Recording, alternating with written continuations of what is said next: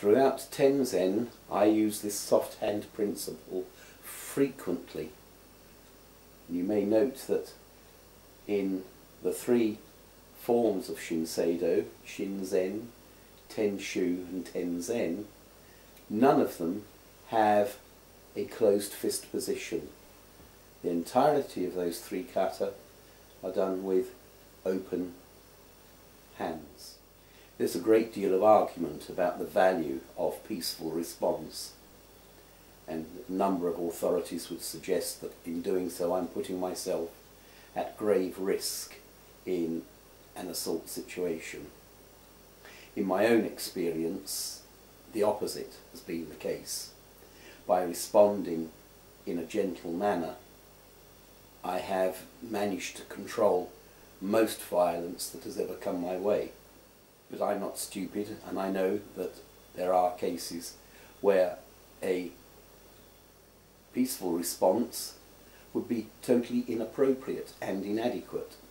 And so my training allows me to move up the response stairway to an appropriate level in order to protect myself and make myself safe.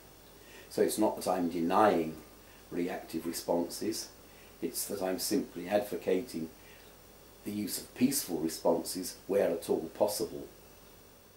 And this fits in with statutory law of the UK. Reasonable force.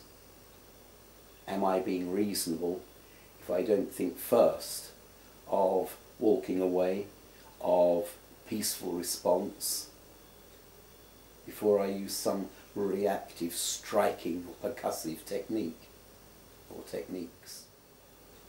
There is a psychological component to this, because if in the event of a vigorous physical assault I appear to remain calm throughout the process and my actions and responses seem to be soft, fluid, non-harming, nonchalant. Nonchalant's a very powerful word to me, because it's giving the impression that this is okay. It really doesn't bother me in the slightest.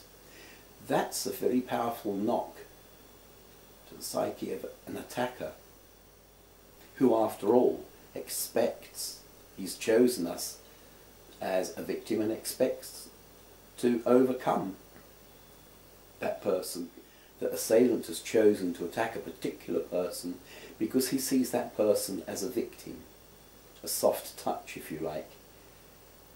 If he thought for one moment that the person would turn upon him and vigorously defend himself or herself, I'm doubtful whether the assailant would in fact pursue that assault.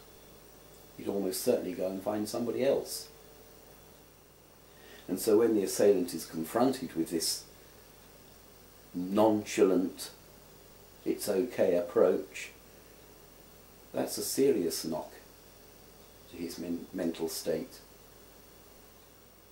As the years have passed, my use of open, soft hands has increased and has increased until I have arrived at the point where I almost never use a closed hand. I have arrived at a point where I'm so comfortable with my soft hands, and I can use them in a very gentle manner, or I can use them with a great deal of force through the relaxation that I have in my system, my personal system, and my use of the falling hand principle. It allows me to use very destructive responses through the soft hand principle.